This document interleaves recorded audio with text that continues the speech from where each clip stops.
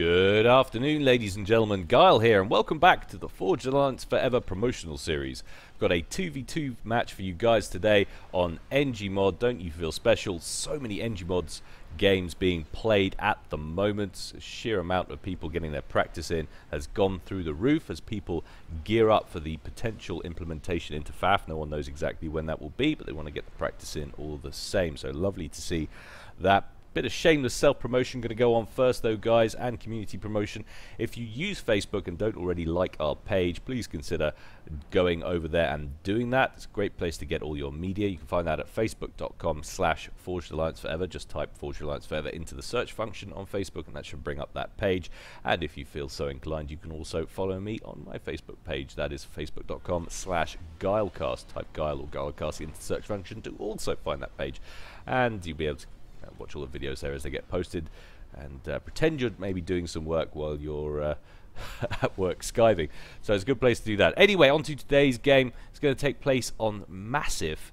I don't think I've ever cast a game on that map, so let's head on over to the game zone and see how these guys are going to get on. So Massive, of course, the baby brother of Peppermint Canyon. Hideous kind of lime or lurid green, I should say. And it's probably got that awkward terrain that pixelates on my recording as you zoom in and out, and I apologize if that's the case.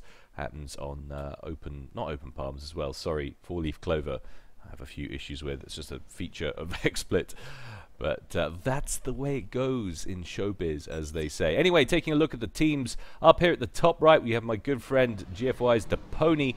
He's going orange Seraphim, opening first land. All very standard. He's got his templates down at the back yet there for the T1 power spam.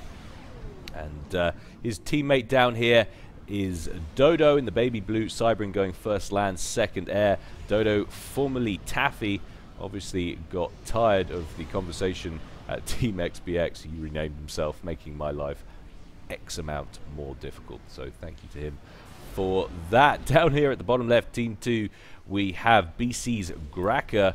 He's going a UEF in, what is that, Jaguar green, racing green, something like that. I can never tell. It's especially difficult on this surface as well with the low profile of the sun. You can see how long those shadows are. It's coming from right over there, literally sunset or sunrise, not exactly sure. Some strange planet. And down here, secondly, for Team 2, last but not least, we have BC's Booznak going John Major Grey UEF as well. So double UEF trouble down here for Team 2. Probably going to be seeing lots of lockdown of the map with static installations taking advantage of that tanky UEF goodness. I did catch a little bit of first portion of this game on Depony's stream last night. I must confess I didn't stay to the end. Bless him. Well done for getting it up, Depony. Not so much kudos for getting as many pixels on the screen as I have feet. But that's why I didn't stay to the end. But it's all good, because now that means I can enjoy the game with you guys, which is really much more important. So like I say, it's going to be an Engie mod game, but it's going to be quite hard for these guys to cram the factories around the mass points on this map. As you can see, they're very close together, so you won't get the 4 factories lining around those mass points, which has been such a common feature of Engie mod. And I do apologize as well if you can't read some of the convo. I've still got it set to green for allied chat, but might be especially difficult on this one. We've got a bomber out for Dodo, circling the center of the field, hungry for some engineer kills. He's going to spot this one, but he's not going to be able to get it on this pass. He's going to have to circle around for a better approach. Lots of aircraft on the field in general for both of these teams, although mainly consisting of scout planes. Finally, we're going to get bombs away. That little engineer won't be completing that project as that factory starts to slowly dissolve, not being completed. Some seriously inferior structural problems. It starts to decompose. Bomber still going to work on that factory. Now a little bit of an air engagement amongst the T1 interceptors. Dodo looking like he's got the better of the approach. One interceptor down, and another down as well. So Bomber still able to go about its business completely unharmed. Grabbed itself a second engineer kill in the process. There was a couple of clumped engineers there, which would have been very nice, but Booz has moved the engineers apart, so making them a little bit less vulnerable, but it does manage to pick up a third one in the process. couple of moles coming around the back from Dodo. And still, the Others seem to be doing pretty well, but we've got a few Mantis coming in from Dodo as well, picking up yet another engineer kill. So Team 1 pushing pretty far forward in the early stages. In terms of ACU movement, Booze has moved to the kind of northern hillock over here on the right-hand side. I say northern hillock, sorry, it's eastern hillock. Southeastern hillock at that, talking all kinds of garbage. But the two ACUs for Team 1 are in the middle. Dodo's on an upgrade. Go to T2Com, Depony says. So Dodo is going for T2 and Depony is going to be assisting him with that. In fact, Team 2, gosh, fumbling over words all day today, have taken both the hillocks, so that is their plan. They're going to go, I imagine, defensively for the two mountains and use this as a kind of set of strongholds to fire down onto the valley and thus hold on to the middle at the same time. And both of them have exactly the same placement on small clumps of T1. That's the BC boys. They've both pushed up both sides. Depony has significantly more on the field than Dodo does on the other side, so he may be able to repel this little attack. So Raka gets a nice little run by up to the top edge of the map. Striker's actually missing quite a lot on that FAM as it rolls past, but he definitely has enough on the field to deal with that. So Graka not going to get any real advantage there. ACU for Graka coming down off that hill towards the middle. Booze still holding fast, and now a little clump of tanks for Booznak in the middle, pushing up towards the main base. There are these secondary hillocks as well that lead up to the main base, and then it dips down the other side. Radar getting taken down as well there from Booze. Nice little bit of work from him. But lots of aircraft on the field, and now we're going to get a little bit of a com-on-com engagement. I think Graka moving in with his ACU, taking down one of Dodo's forward mass points. Dodo moving forward, actually trying to get a TAC missile launcher online, but his timing couldn't be worse. Graka's ACU is going to make that an impossibility. Well away on that commander all day. A little bit of pinging going down as Team 1 move their land spam forces in to deal with it. Boo still has some units up here at the top. He's taking down all three of these mass points there. Doesn't hurt Team 1 too much. They're looking considerably better for mass. Dodo spamming up a Cerberus turret. It's going to give him some good range if he can complete it. Who's coming in as well to disrupt things. The feature of this map makes life incredibly difficult to see really what's going on, especially with colors like this racing green. So that Cerberus turret won't get finished. A whole bunch of units now coming in from Team 1, in fact solely from, Team 2, solely from Graka actually. Booze is nowhere to be seen in this clump. One unit left from that little invading force we saw earlier from Booznak, sitting on the edge of that cliff. Could pick up that engineer kill. Is trying to, in fact, but he's being beaten down by the land. The land always tricky in this game. Depony drawing up and left with that group of units, taking out those mass points, and now making these forward positions look increasingly vulnerable there for Graka. T1 Engie that has gone around the top, snagged these two corner points, has walked in, obviously wasn't able to complete the build order because Depony has a mass point already there, and Depony quickly spans up a T1 PD to secure that area, plucks that Engie out of existence. Now we have a little bit of a lull in action here, which is always good. Love to catch my breath. Quite a few aircraft on the ground for Team 2, but less, I think, than Dodo's got sitting in the middle. So current air control looking like it's not firmly in Team 1's pocket, but certainly they have an advantage. Lots of factories now in place. Are we seeing any HQs under construction or already built? As soon as I say that, one T1 land factory hits the upgrade. I think I can say with some clarity that that is going to be the HQ. That's the first upgrade on the field there for Dodo. Graka pushing north with a whole bunch of his spam, taking down a few straggly units there from Depony. Only has quite a lot on the ground though at the top left. Large body of units moving forward from Graka. Both of the ACUs for Team 1 still sitting very comfortably in the middle, and now it's looking like a much more entrenched and solid position. You've got 3 Cerberus turrets that are down, a couple of tracers in there for T1 anti-air cover. Much more comfortable situation indeed. How are we looking for upgrades in Deponi's base?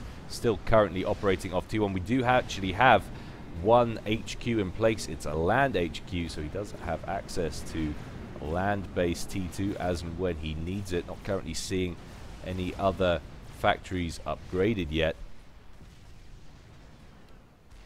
It's definitely a massing phase of units, and Dodo sitting on what looks like 59 mass or so. In terms of income, the reclaim counter is popping up slowly, floating around 2,000 mass at the same time. Deponi seems to be way down on 39-ish and not reclaiming at the moment. But he's not massively far behind, say, Graka, so that's pretty even. And Booze is doing better. He's on around the 53 mark, but all in all, you'd have to put the advantage then in terms of eco with Team 1. Engagement over on the left-hand side, of which Deponi definitely has the advantage in terms of units. Numeracy is going to chase down those strikers as they make a run for it down the left-hand side. Catches up with a few extra units. Really needs to connect with this blob here to solidify this position. I think even if he does, it's going to be an advantage there for Deponi just about. And Triad up in the middle for Graka, and I don't really know what the purpose is of placing those walls around the Triad there. Perhaps someone can tell me. I always thought the Triad's profile was far too high to really effectively block any shots, unlike the T1 PD and the T1 anti-air. Now we're getting a pretty serious engagement. Graka moving in on those forces of Deponi, straight a little bit too far forward, and he's coming with his commander as well, Graka, which has really shredded the majority of those units. Deponi's going to have to pull back. He doesn't really have a great deal on the field at the moment on this side. He's got a bunch of units way back here moving those forwards. We've got an Ilshiver out as well, and a whole bunch of Jesters. When I say a whole bunch, I mean 3, pushing left with some pretty serious interceptor coverage from Dodo. And there is no ground-to-air defense in that blob at all. No archers to be seen anywhere for Graka, so as long as Dodo can defend those from air attack, we're getting a pretty large engagement now amongst these interceptors. Buznak's not going to break off and go after those Jesters at all. He wants to win this air fight first. It's going to be close, but I think he just might have the better of it. Indeed he does, and Buznak draws a few of those interceptors off to start working on those Jesters, of which there are now 4. Of course, the minute I say that, one gets popped and it goes back down to 3. So those Jesters are going to go down, but it's bought Deponi enough time to bring in some reinforcements, and now Deponi's coming in with some interceptors of his own. And still, I think Booz is going to have the better of this. More reinforcements coming in for Grey UEF as we speak. Buznak definitely retaining air control now for Team 2. More of a focus, it would seem, going into inties from Dodo. A few more rolling off the conveyor belt, but look at this. Lots of spam on the field. Lots of triads going down in different places. 1, 2, 3, 4. That's exactly what we expected. Booz has his commander way up north of his position down here, and he's just spamming incremental blobs of PD around the place. That line of about 5 of them there to try and shut this down. But he's got a decent amount of spam as well on the field. You see if there's any T2 going on down here. So we've got an air factory HQ there for Graka. Yeah, it's going to allow him obviously some decent tech. We've already got some tech, in fact. We've got 1 Stinger and what looks like 4 Janus, 4 fighter bombers there. So the potential to do some decent damage air to ground. They do for the moment have some semblance of air control, but not currently deciding to use that for the moment. All of these mass points still, of course, in essentially no man's land. Gracker could do with picking up this one that's redundant on the side. He's going to get a triad in place right on the peak here of this cliff. That's going to give him some nice range firing down on Pony's forces. Here's some TAC missiles going off. In fact, it's a mobile missile launcher, a Viper from Dodo, going after this forward triad. So all sections certainly not offering any cover against the Viper, as you wouldn't expect them to do. Now that triad is online, it's going to offer him some nice coverage on the brow of this hill. Only is probably going to have to withdraw those forces slightly. There's a bunch of Ilshivers in that mix. How many T2 factories has the Pony got online? So we've got here's the actual HQ. It's over here to the left, isn't it? So it looks to be one HQ and 2 T2 land factories. Again, the HQ is quite far towards the front comparatively, but it is in amongst his main structures, which is nice to see. It's not way out here, which is invoking much less risk than some of the other high-level players really have been liking to do. I don't really understand why you do that, but anyway, a nice little push happening here on the right-hand side from Booz, and I don't think he's got enough units at all to deal with this. Cerberus on the field, shielded as well, mints all that T1. Also one autogun in place, which finally goes down thanks to some Lobo fire, but shield just strong enough to hold. There was in fact 2 Cerberus turrets there, 23 kills between them, so that was a little failed attack there from Booz, but Dodo making a bit of a play into the middle. Just be careful, doesn't want to get sandwiched between Booznak's and Gracker's forces, which he could easily do. Gracker trying to cut him off as they're moving northwards to get in behind them. Booz following at the same time, but in on this base, probably not the best idea. 4 Cerberus turrets wailing away all day, 3 of them under protective shielding. He's just not too worried, but now we're seeing some of that T2 air on the field for Gracker moving in. A push down the left-hand side simultaneously from the Pony. Gracker does have his commander out there. He should be able to defend without any problems, but a nice run there from those Janus, takes down one of the shield gens, and the land finishes it off. Dodo and the Pony come in with their inties to pop those Janus, so there won't be a second pass. That Stinger goes down in the mix as well, so I would say that position is cracked, but it's weakened down to just one very badly damaged Cerberus turret and another Cerberus turret left, and one shield gen. Meanwhile, on the left-hand side, the Pony pushing, but meeting strong resistance thanks to the presence of that ACU from Gracker. Gets swatting all that T1 as it comes in. There are a couple of Ilshivers in there as well. With one quick overcharge to the right-hand side. He's hooked it up north to the other Ilshiver instead. Takes that down. Very nice indeed. So it looks like Gracker has that covered for the moment. As we pass the 20-minute mark in this game, no real discernible advantage on the field yet for either of these teams. I suppose you could say looking slightly stronger in the middle for Team 2. This little fire base down here, Dodo busy strengthening it, reinforcing it. Another shield gen gone down, another one being placed right next to it as well, getting some overlapping shield coverage, always nice to see. Who's coming in with another attack now, and a few Elshivers in the mix. Look at this, 1, 2, 3, 4, 5, 6 on the field there for Depony. That's going to be very hard to counter at the moment for Team 1. They really need some T2 loving on the field, and they're actually skipping it. So you can see you've got the T2 HQ here, which is currently being upgraded to T3. Vitally important that Team 2 stem the tide of all of this spam in the middle of the field, and Booznak doesn't lose that HQ. That would be catastrophic. He's dumped 20% of the required resources for the T3 into that already. Doesn't want to lose that if at all possible. That would be catastrophic to say the least. And still these Ilshivers marching forward, threatening more of Gracker's side of the field than Booznak. Quite a lot of Ilshivers. 1, 2, 3, 4, 5, 6, 7, 8, 9.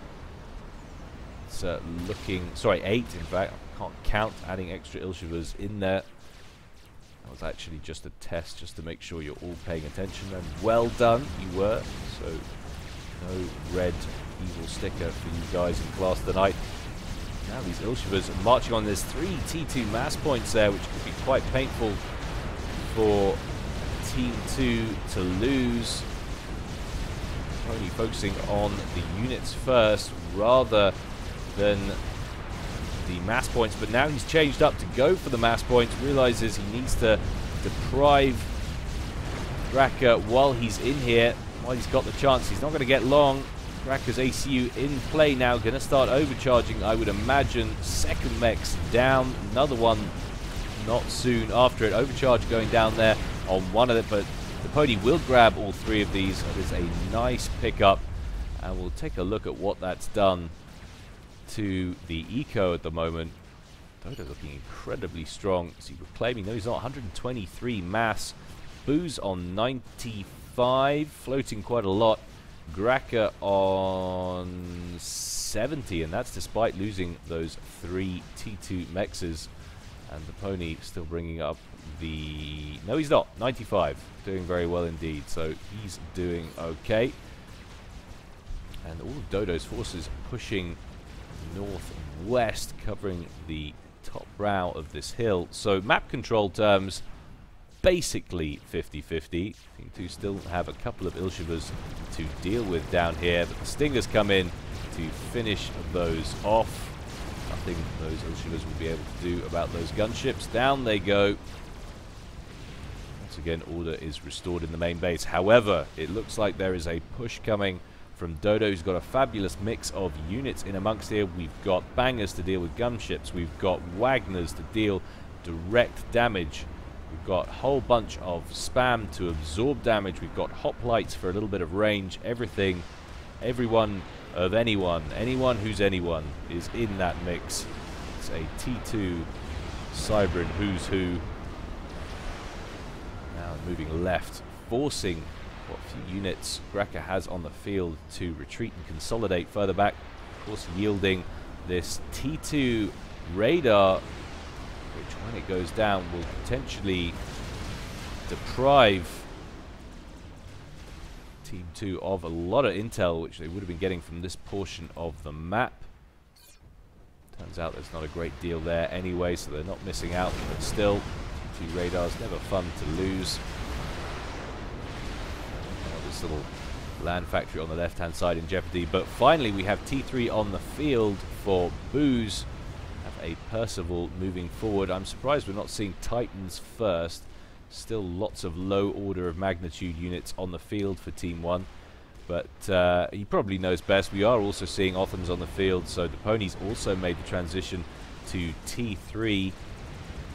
Those Percivals will be invaluable at dealing with those, and now quite a large air engagement between Buznak and the pony, and Buznak certainly has the advantage in terms of numbers, and that will be the end of that forward fighter wing. Lots of scout planes coming in, just getting murdered now from Depony. Obviously, they're totally expendable, as you would see. But the siege tanks coming in now, dealing huge damage to these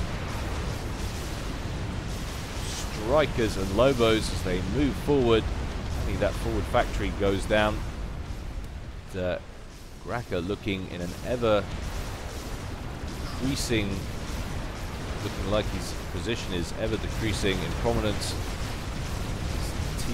Team 1, focusing very heavily on his portion of the map. We've got a T2 PJet going down very forward, far forward indeed. Luckily, he's able to finish off those siege tanks before they get any closer. There is a serious lack of T2 defense on the field. They have 0 TND, so can we anticipate some strikes going down? I think we can probably suggest that it's been going on for a while. Odo now retreating with his forces. It's a continual advance and then retreat from Team 1. Nicely played. A look for any potential TMLs. Getting a decent clump of Percivals on the field now, Buznak, and Team 1 want to watch that. They don't want to get caught out. Everyone knows what a squad of Percivals can do if they get close enough to your commander. Dodo might potentially be thinking the same thing. He's going for a little walk towards safer territory. Got quite a few loyalists on the field. So Dodo at T3 as well. We've actually got strap bombers on the field, minute 27, and that seems to be the focus for Graka, who's pumping out as many ambassadors as he can, potentially maybe thinking about a snipe. The pony's on an upgrade as well right here at the back. What are we looking at, I wonder? He's got the T2 engineering suite. I wouldn't be too surprised if we didn't see attack missile launcher on that puppy. I know he does favor that tactic. And having just mentioned the lack of TMD in Team 2's side of the field, well, I say a lack. I mean, there's certainly a lack from this perspective. There's nothing coming down from Graka's side of the map. Even if there had been, it would have been taken out by these continuous harassing attacks on the left-hand side. Buznak's done a pretty good job of locking down this right-hand side. You can see there is plenty of TMD scattered around here. You've got a few in this little fire base over here. You've got a few on the brow of this hill. So sniping any mass on this edge of the field is going to be tough, but it looks wide open on this side. You've got mass pumps upgrading to T3, so you've got 2 mass points already at T3. Graka ecoing pretty hard, trying to counteract the fact that he's lost a bunch of mexes on this side of the map. Lots of T2 and T3 on the field there. We've also got a Suthanus for the pony. Oh no. All your T1 are belong to us. Thank you very much. So Graka going to have to keep that back. It's not going to be able to contend with that. Not going to be able to cause any damage by moving forward either. Massively outnumbered in both numbers and tech. Massively outgunned. A few ambassadors on the field now. Graka definitely accumulating, and I generally would think that that's only for one reason. Imagine a snipe is on the cards here. Now, where did Deponi's ACU go? Answers on a postcard.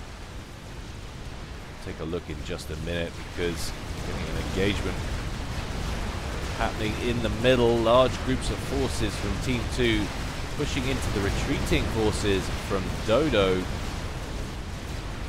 Come out better, I don't think.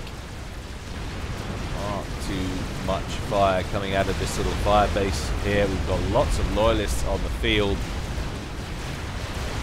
T1 spam's getting murdered, but there's a hell of a lot of Percivals in that mix as well. Bloom, quite overwhelming on this map. Such a low profile on the light source. The pony says he's in, and yes, he is. Look at that. There's literally nothing stopping him at all. But the strap bombers are on the move, so Team 2 know that the time is now. See if we can see where the move command is. He's moving it continuously. They're trying to keep busy. Buznak's moved his air force over to the right-hand side, and this is make or break. They have to make this. The pony's up here launching TAP missiles. He's got a hell of a lot of forces into Team 2's base. If they don't get the snipe here, this is a win for Team 1. So the strap bombers are on the way. They've taken a route around Team 1's air force. Dodo has realized what's going on. He's coming in to intercept, coming in behind the strap bombers. They're going straight for Dodo's commander, which is a wise move to go for him first. That's the guy who's in possession for all of the interceptors. They need those to go pop. They can have a second run at the pony. Lots of them go down. One past 1600 HP left on Dodo. Doesn't dodge the straggler, and he goes up. How many strap bombers are left? Dodo's, the pony's commanders over here on the left-hand side. Lots of interceptors still alive. 1, 2, 3 strap bombers. Team 2's base is in ruins. That's the end of the air factory. No more strap bombers to be produced. The interceptors are lining up, but eventually they go pop, so now it is just in the hands of 1 or 2 ASFs on the field for Deponi. The pigs are going down on Deponi's commander. He started to build some T3 anti-air defense. Will it be enough? Has he got enough shielding there to protect him? 4 strap bombers. Deponi starts moving. He's not going to finish those T3 anti-air things. Stops moving again. A little bit of juking left and right. Starts building the T3 again. Shields not currently broken. The base has gone. Is there any way they can grab an ACU kill? No, there isn't. Deponi now under sustained attack. Down to 1700 HP. He's a pretty tanky beast, this commander. But he's got no anti-air to speak of. He's managed to get 1 T3 anti-air in place. Dodges left and right. Down to 9,000, 6,000. One more bomb coming in. 3,000 into the red. Anti-air still firing away. This is what's going to happen right here. 700. He's not going to get out of this, surely. There he goes. A very nice snag for Team 2. That was game over. Team 1 had won that fair and square, and Graka just denied that win, thanks to some teamwork there from Booz as well, tying up the Air Force on the right-hand side of the field. And look at the ASFs at the end of that. The ASFs that Deponi managed to get together just too late, a fraction too late. Beautiful turnaround there, 34.5 minutes for Team 2. Very nicely played indeed, guys. Well, I hope you enjoyed that, guys. As always, more to come from me in the near future. In the meantime, stay well and stay safe. This is Gyle signing out.